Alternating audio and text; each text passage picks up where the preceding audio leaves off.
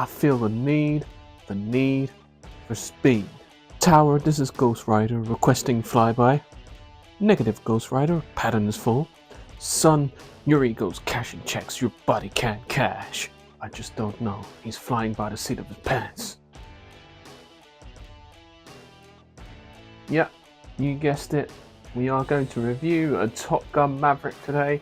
I mentioned it in a previous video where I compared Gladiator 2 with Top Gun Maverick as a film, not in terms of like genre, but in terms of how long they had between sequels. So Top Gun was made in 1986, about 38 years ago. Similar could be said for Gladiator 2, where it's had like 25 plus years between sequels. And that's what we're going to have a look at today, the battle of the sequels, Top Gun Maverick. Let's go. The budget for this film was around $170 million. Box office gross made 1.5 billion. With a B, you heard it right, billion. Some might say it saved cinema. Some might even go as far as Tom Cruise saved cinema that year. It was certainly a year where cinemas were really struggling, especially after the pandemic that happened a few years back and was still going a little bit around that sort of time. And they did something really clever, was to hold out and not wait for it to go on streaming, have it released in cinemas, and wanted it to be viewed in cinemas because they made it for the cinema. They didn't, to have that whole experience of being in the fighter jet, really needed to be in that kind of atmosphere, not just sat at home. So they really did a good job of holding out for that. All right, so the film is directed by Joseph Kosinski. He is a really good film director who also made a film called Oblivion, which is a big science fiction epic that he and Tom Cruise actually made a few years prior to making Top Gun Maverick, and is most likely when they first met and sort of started maybe thinking about remaking Top Gun Maverick at around that sort of point. I know Tom Cruise has been wanting to do it since the first one in 1986, but I think, that's when he started to really think about it even more with the director Joseph Kosinski, who did a really good job on Oblivion. Should definitely check that film out. It stars Tom Cruise. Yes, the man is back. Miles Teller, who you may know from a film called Whiplash, which won all of the awards when it came out on that year. Jennifer Connelly, A Beautiful Mind. You know what I'm talking about. John Hamm, who you know from like Mad Men, Fargo, and a whole load of other stuff that he's done. Glenn Powell, I recently watched him in a film called Hidden Figures, where he played NASA pilot John Glenn. He wasn't even the star of the film, but I definitely found that his performance was stand out in that film. Val Kilmer returns as Iceman, and Monica Barbaro, who plays Pilot Phoenix. The film is set 36 years after the second film. Maverick, at this point in his career, is a test pilot working on a top secret next generation aircraft on the brink of being shut down. In a last ditched effort, he steals the plane and test flies the plane without permission, ultimately achieving his goal of reaching Mach 10 and becoming the fastest pilot in the world.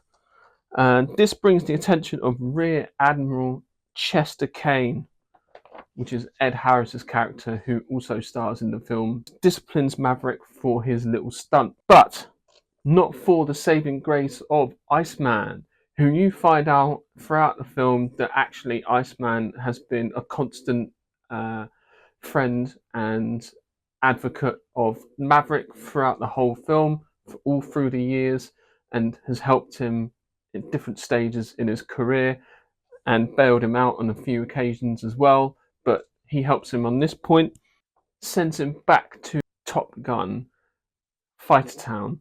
Here, he basically is been tasked to train pilots, the top 1% of the Top Gun graduates, and train them for a really specific mission that only Top Gun Maverick himself can help them with, and has the necessary skills to allow them and to help them complete the mission. After 36 years, Maverick returns back to Top Gun, where he's about to train the pilots. But before he conducts all the training, he encounters an old flame.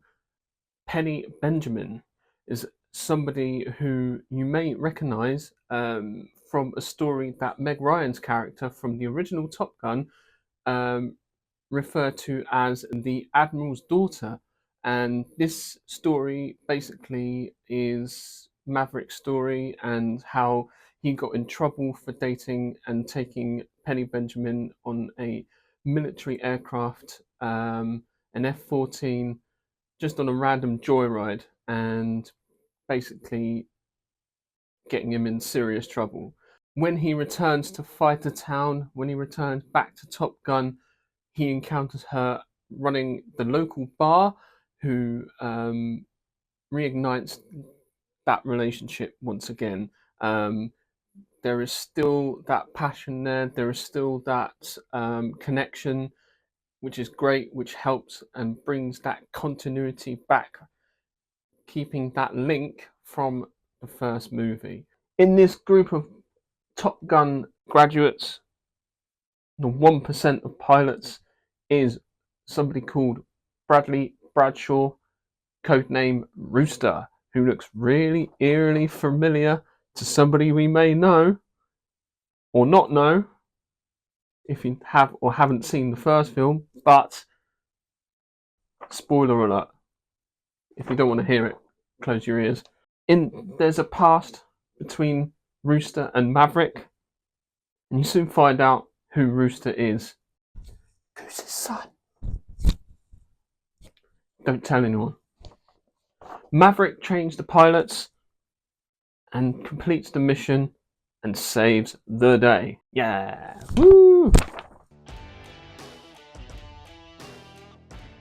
I thought this sequel was an amazing sequel. One of those rare instances where the sequel is actually better than the original film. You know, films like Aliens, Bad Boys 2, Godfather Part 2, etc. It has real stakes. Truly care about what happens to Maverick. After such a long time, it was nice to find out what he'd been up to all these years. The first film was about competition and to be the best, whereas the second film has real world stakes and a mission. It's life or death, giving the audience fear, dread, uncertainty, whether or not Maverick will make it or not. There's a scene before he takes off for the mission where you think to yourself, no, and yeah, better fucking not. Basically, he says something along the lines of like, if I don't make it, it's been an honor. And at that moment, you think to yourself, they better not kill him. No. Spoiler alert, they don't. The filmmakers really understood the task that was given to them. I was glad when they actually thought for it to be shown in cinemas and not go straight to streaming. And not only Tom Cruise saved cinema, especially during tough times during the pandemic, Maverick saved the world. And we all need a bit of that. We do. It was perfect timing, as people needed something really to cheer for, get behind, pure escapism, and it was great fun after such a dark time.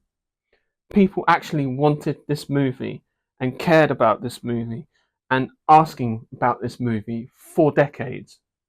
I remember hearing an interview with Tom Cruise where he was saying things along the lines of like, "Oh, so many people have been asking me, when are we going to see another Top Gun? When are we going to see another Top Gun?"